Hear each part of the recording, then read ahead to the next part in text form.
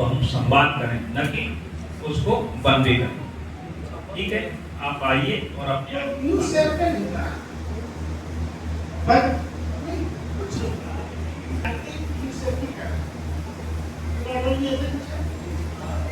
तो ये हमारे भोपाल से सर आए हैं, तो इसी कार्य के निरीक्षण के लिए आए हैं।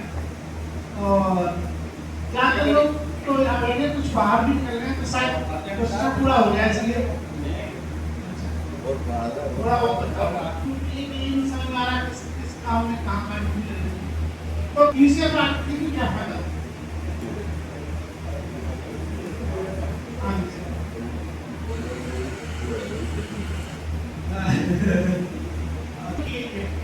और इसी तरह से यूसेफ और ऐसे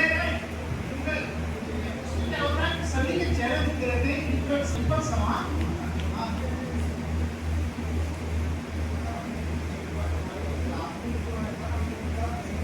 का पूर्व ज्ञान जान लिया, समझ लिया। अब उसको हम कहाँ लेकर के जा रहे हैं? पुनरावलोकन की तरफ। पुनरावलोकन के बाद में हम उस अवधारणा, जो नई अवधारणा हम उसे सिखाने वाले हैं, उसके लिए हमें क्या करना है? रोचक शुरुआत करनी है।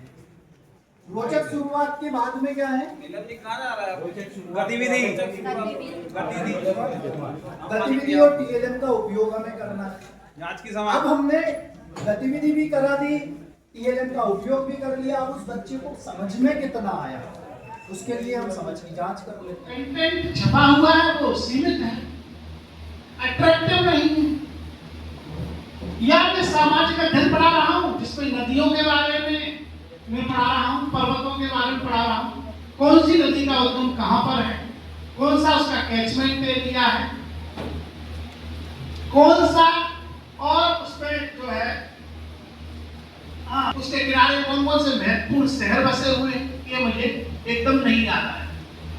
तो मैं क्या करूं कि मेरे पास जो टैबलेट है उसमें मैं चैट जीपीटी है, गूगल जेमिनी है, और इसी तरह से अन्य प्लेटफॉर्म हैं जिनका कि मैं इस्तेमाल करके, कहने का मतलब मेरा केवल इतना सा है कि हम डिजिटल प्लेटफॉर्म का इस्तेमाल करके कक्षाओं में बेहतर तरीके से शिक्षण को कैसे इम्प्रूवमेंट कर सकते। चैट जीपीटी एक ऐसा एआई लैंग्वेज असिस्टेंट है जिसकी सहायता से आप जो है किसी भी चीज को उसमें लिखकर या बोलकर अपनी शंकाओं को, अपनी जिज्ञासाओं को दूर कर सकते हैं। जैसे आप क्लास में विटामिन के बारे में पढ़ा रहे थे, तो वो पूछेगा आपसे कि क्या मैं आपको कोई चार्ट बना के दूं, क्या मैं इसके रिसोर्स बताऊं, क्या आप चाहते हैं कि मैं कोई बार डायग्राम बनाऊं।